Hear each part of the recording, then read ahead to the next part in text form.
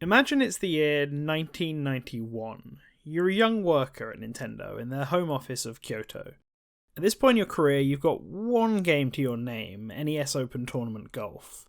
But your bosses pull you into a room with a handful of equally fresh developers at the company and tells you this. We have this brand new 16-bit system that's really popular, and right now we are working on a new CD add-on that will allow for even greater experiences. And we want you all to make the next big IP for Nintendo that will really show off what this add-on is capable of. What do you say? Will you do it?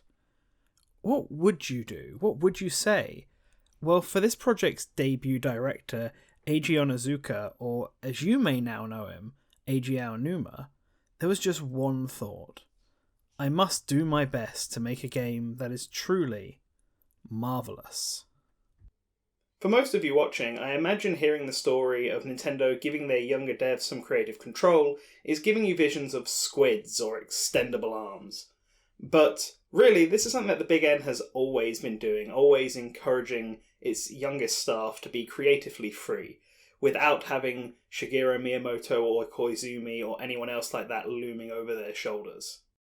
And one of the first attempts at this was the Japan-exclusive Super Famicom title Marvelous Mohitotsu no Takarajima, often localized as Marvelous Another Treasure Island. This title, released in 1996, would only have one major game, but it wouldn't be the only game that they developed for the series, and it wouldn't be the only platform they developed for either. So, let me put on my leader's hat and take you all on a journey to show you the game that put Eiji Aonuma on the map. Marvelous Another Treasure Island.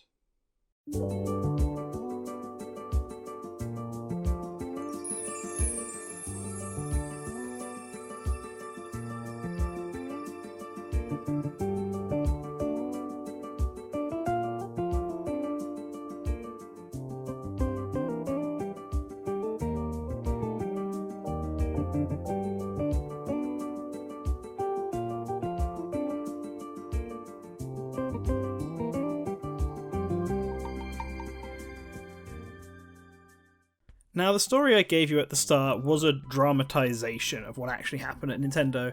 We honestly don't know for sure how this game started development, but we do know the inspiration for how it would be shaped. A Legend of Zelda: A Link to the Past. The 1991 classic is the favourite Zelda game of Eiji Aonuma, who was so inspired by the title that his first game as director just had to be like it, but different.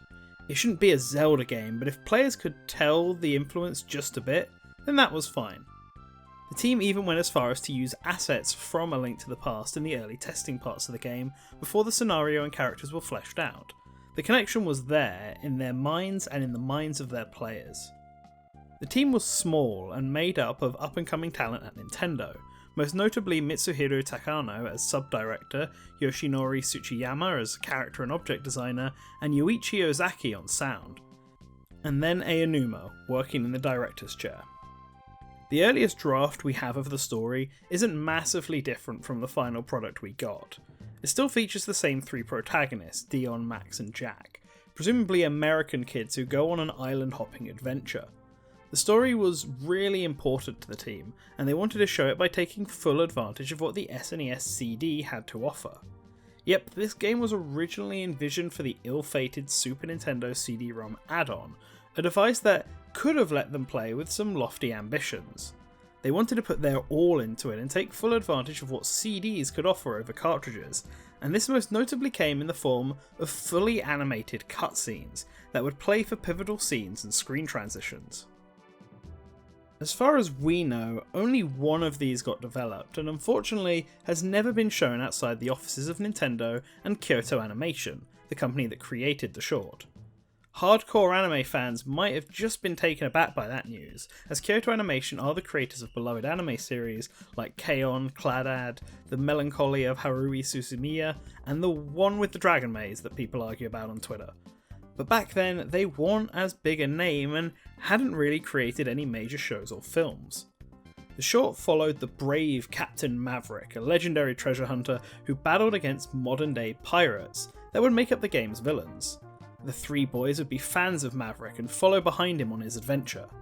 This theme of pirates and treasure is where the game got its subtitle from, Another Treasure Island, a not so subtle nod to Robert Louis Stevenson's classic Treasure Island. You know, the one that the Muppets movie is based on. Unfortunately, Nintendo scrapped the idea for the SNES CD, forcing the game to suddenly change course. The animated short was shelved, with the developers hoping they could potentially reuse it one day in a potential sequel or spin-off, and a new plan had to be put in its place. Because the animation wasn't just for looks, it was going to play a gameplay role as well when the player jumped between Marvelous's travelling and investigation gameplay.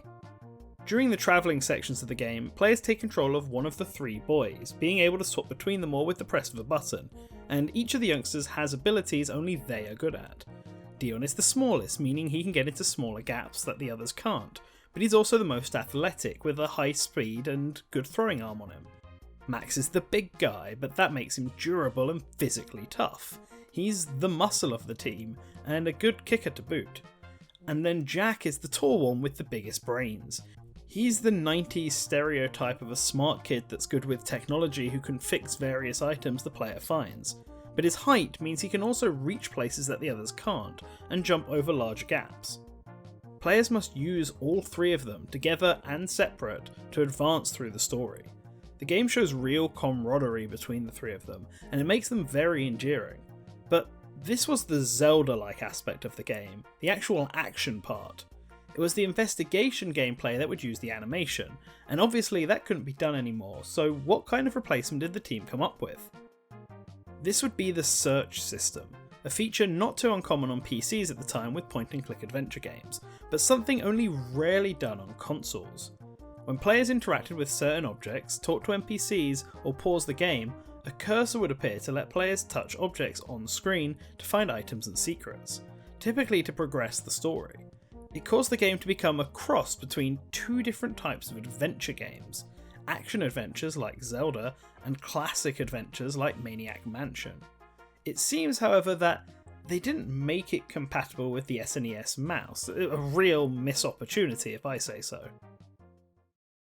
So now the story has changed. Instead of Maverick being a legendary treasure hunter, he is the pirate, and it's the search for his treasure, the Marvelous, that is the inciting incident for this new tale. Now, Dion, Max and Jack are on a fancy summer camp, set on a private, thought to be uninhabited island. Man, I wish my summer camps got to be like that, instead of just being left in a tent in the middle of the woods. I'd take a tropical beach any day of the week. Naturally, it doesn't last. The pirate Blue Ball shows up to claim the legendary treasure of Captain Maverick, and after a series of unfortunate mishaps and a kidnapping, the pirate crew and the camp leader, Miss Gina, get trapped in the ruins housing the treasure, and the only way to get them out is to collect a series of crystal balls that Maverick left behind when he was travelling the local islands. This is the perfect excuse to have the boys commandeer a boat and travel to a number of interesting locations and partake in all sorts of bizarre scenarios, from a Native American inspired island to a horror-filled case of the Body Snatchers. You make friends with a pocket-sized girl called Polly, battle a gorilla, and play Cupid for a gang of penguins. It's strange but unique, and the developers were clearly passionate about it, pushing the game however they could. And push they did. Because what better way to market this game than to get it into the hands of the players? And media events are, all well and good for this, but it doesn't hit that mass demographic. But Nintendo had a solution. They'll just stream it. Yes, streaming. Specifically through the Satellaview, a machine that I'll almost certainly be talking about a lot in many future videos, including probably one of its own. This was an online experience where players at certain times of the day could play a game being streamed by Nintendo to their systems. There were a number of unique titles for the Satellaview that Nintendo made that have never been available anywhere else, including a full remake of the first Zelda game in 16-bit. But for this video, our focus is on the two titles developed to push Marvelous, BS Marvelous Time Athletic and BS Marvelous Camp Arnold. The first of these came out in January 1996, a good 10 months before the main game came out, and was players' first exposure to the Marvelous brand. Both of these games were prequels to the main game, both taking place before the kids go on camp, and revolved around the well-known Japanese activity of a stamp rally. This phenomenon still goes on to this day and basically asks players to travel across various locations in Japan to collect stamps, and if you get every stamp, you could ship it off and get a prize. While the only prize from these games is fun, they were a good showcase for what the player could experience from Marvelous. In the short amount of time the game was available, players would control their avatar disguised as Dion and run around an area trying to collect every stamp, using whatever items were available to break barrels and check objects. While this was going on, players would receive radio commentary from the camp organisers, specifically Miss Gina and Mr. Arnold, who would argue over who should be the one to commentate. Sorry Arnold, but Miss Gina every day. It was a unique side game and allowed the development team to get feedback and expand the Marvelous experience through mixed media. Only 2 Satellaview spin-off games were made, but the team weren't against doing more. They simply wanted to take a break and work on some other projects before returning to it, maybe thinking of new ways they could use the system. This format did have limitations after all. You could only control one character and the animations weren't as good. The Satellaview lacked the specialised Super Accelerator 1 chip that Nintendo had developed for more demanding titles like Kirby Superstar and Super Mario RPG. It was only through the chip's enhanced CPU power that Marvelous could have its 3-character system, as the game needed to animate all 3 characters at once and keep track of their location in the world at all times, so that the player could very easily jump between the 3 of them when they wanted. As Aonuma himself put it, the chip was conceived as a way to make 3-person Zelda a reality. All 3 Marvelous games launched in 1996, with the main game launching in the middle on the 26th of October, for about 6,800 yen, tax excluded. We don't know how well it really did, because reviews and sales figures from this time are pretty scarce, but I can tell you from my own experience that this is a solid 8 out of 10 game. There are some really cool ideas here that are just a bit too advanced for what the SNES could handle. I feel like a DS remake using the touchscreen for the investigation would have really done this game a solid. Unfortunately, we've never received any kind of sequel, and I don't think it's because the game did poorly. It was one of the last pre-Nintendo Power games to launch on the SNES. No, not that Nintendo Power, this one. And while the Nintendo 64 had just come out in Japan that same year, I think it was close enough in the transition from one system to the next that it wasn't completely ignored. There are some other factors in play here on why the series stagnated at this point, and I think one of them might be the fact that the game was never localized. Now, there was actually an effort to get this game released in the West. Nintendo Power, yes, now this one, had a 4-page preview on the game in its 93rd issue in February 1997. While none of the screenshots have been localized, it is this preview where we get the English title, and we can see early localization changes like Dion being renamed to Dino. So far, there has been no reason ever given for why the game didn't launch in the West. Wikipedia would have you believe that Nintendo of America wasn't interested in localizing text-heavy games for the SNES at this time, instead wanting to focus all their efforts on the Nintendo 64. It even cites poor sales of Earthbound as being a factor in this. But if you actually look at the sources for these claims, you'll find it's just speculation from journalists. That's why you should always check your sources, kids, especially on Wikipedia. But the speculation isn't bad at all, to be honest. Unlike Japan, which kept the SNES games coming up until the year 2000, Nintendo's Western branch definitely shifted focus away from the 16-bit device as soon as the Nintendo 64 was released, with America only getting Donkey Kong Country 3 and Kirby's Dreamland 3, 2 easy to localize games from existing series, and Europe not getting anything. I'm not sure Earthbound would have had anything to do with this, but stepping away from the SNES was most likely the main factor. After all, Nintendo needed to keep up with the times, with its new competitor in Sony, who had been aggressively pushing away from 2D games in this era. So its lack of Western recognition and potential success certainly didn't help the series' future prospects, but even then, I think that's the lesser reasoning for why Marvelous stopped. Really, its most damning cut was that it was the firstborn child of Eiji Aonuma, someone who would be a little preoccupied from this point on. I mentioned earlier how A Link to the Past was a big inspiration for Aonuma, and the game's many similarities did not go unnoticed by Zelda creator and Nintendo executive Shigeru Miyamoto. At the time, Miyamoto was working on a brand new Legend of Zelda title for the Nintendo 64, a game that some of you might have heard of before, Ocarina of Time. Being understaffed for this project and knowing that Aonuma wanted to work on the Zelda series, he was brought onto the title and became one of the game's 5 directors, leading on the dungeon design for the game. Aonuma relished this opportunity. It wasn't like he didn't want to work on a new Marvelous though. Him and the rest of the team just wanted to take a break. They had plenty of ideas for a sequel and potentially other side games in the Marvelous universe, but after wrapping up the second Satellaview game, it was time for a short break to clear the mind, work on some other projects, and then return to the series when they were ready. Little did Aonuma know that once he had entered the land of Hyrule, he was never going to escape. A look at Aonuma's work portfolio says it all. After joining the Zelda team, Aonuma would never work on another series again, and become the franchise's lead from the Wind Waker onwards, directing, producing, or heavily supervising every single title in the franchise. And this meant Marvelous had to sit there, neglected. It seems like Aonuma was aware of this though, as there was an attempt by him to bring the franchise back on the GameCube. During the development of Twilight Princess, Aonuma was also working on a remake of the first Marvelous Satellaview game, Time Athletic. This game was in full 3D and would take advantage of the GameCube's ability to connect to the Game Boy Advance. Players would primarily play against other players or CPU on the Game Boy Advance, while a map would appear on the screen alongside with the 3D render of Miss Gina, who would commentate over the game much like in the original. And this game actually did come out, just not as a Marvelous game.